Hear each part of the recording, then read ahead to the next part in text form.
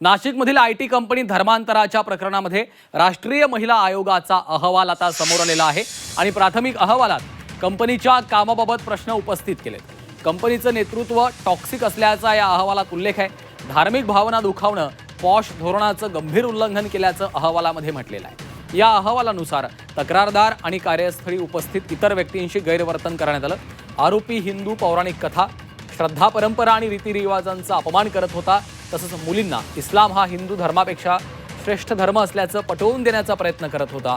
आरोपीनं हिंदू धर्मावरील श्रद्धेला कमी लेखण्याचं आणि अपमानित करण्याचं काम केलं, तर महिला कर्मचाऱ्यांविरोधात वारंवार धर्मविरोधी टिप्पणी करून दडपशाहीचं वातावरण निर्माण केलं।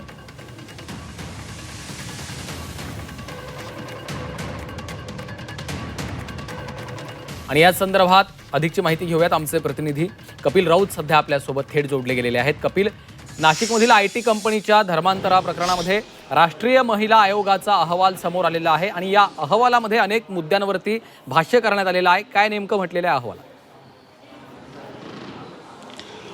नक्कीच NCWचा रिपोर्ट आलेला आहे आणि NCWच्या रिपोर्टकडे सर्वच लक्ष लागलेलं होतं। नाशिक आयटी कंपनीचा जो प्रकार होता तो नक्की काय प्रकार होता ह्याचा हा अहवाल आलेला आहे, प्राथमिक अहवाल आलेला आहे। आणि सर्वात महत्त्वाचं म्हणजे त्यांनी ताशेरे ओढलेले आहे कंपनीच्या मॅनेजमेंटवरती।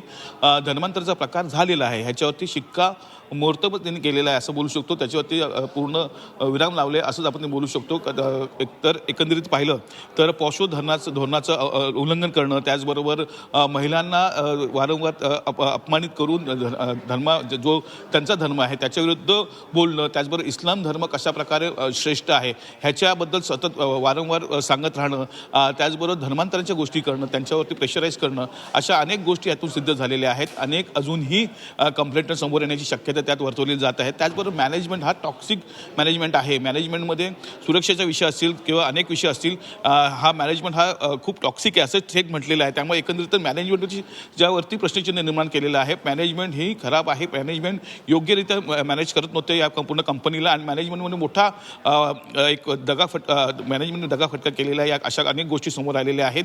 CCTV अनेक ठिकाणचे बंद आहे, जिथे CCTV पाहिजे ते ठिकाण आहेत तिथे CCTV बंद आहे। हा एक महत्त्वाचा मुद्दा समोर आलेला आहे। त्यामुळे एकंदरीतच एक मोठा रिपोर्ट, एक मोठा अहवाल समोर आलेला आहे आणि जी मॅनेजमेंट आहे याच्यावर ठपका ठेवण्यात आलेला आहे। एकंदरीतच त्या पूर्ण कार्यपद्धतीवर ठपका ठेवण्यात आलेला आहे आणि जी आपण एक संशय व्यक्त करत जात होतो की नक्की काय घडलं असेल, नक्की अशा प्रकार होत होते का, तर हो, असे प्रकार होत होते असंच हा अहवाल सांगतोय। त्यामुळे हा अहवाल खूप महत्त्वाचं काहीतरी सांगतोय। एकंदरीतच धर्मांतराचा जो विषय आहे त्याच्यावरती कुठेतरी खरं आहे, हा विषय कुठेतरी खरा आहे आणि त्या अनुषंगाने जे मॅनेजमेंटची जे लोक होती त्या अनुषंगानेच पुढे ते कार्यरत करत होते, त्याप्रमाणे प्रेशराईज करत होते, पॉश धोरणाचं उल्लंघन करत होते, धर्मांतरांच्या विषयी नक्कीच ते चर्चा करत होते, प्रेशराईज करत होते महिलांवरती। असा एक महत्त्वाचा रिपोर्ट समोर आलेला आहे। त्यामुळे आता पोलीस त्या अनुषंगाने चौकशी करतील आणि आता ह्या केसमध्ये आणखी गूढ वाढत चाललेले आणि धर्मांतराचा जो विषय होता का नक्की होत होतं का असं, ह्याच्यावरती खरंच उत्तर आलेलं आहे की हो,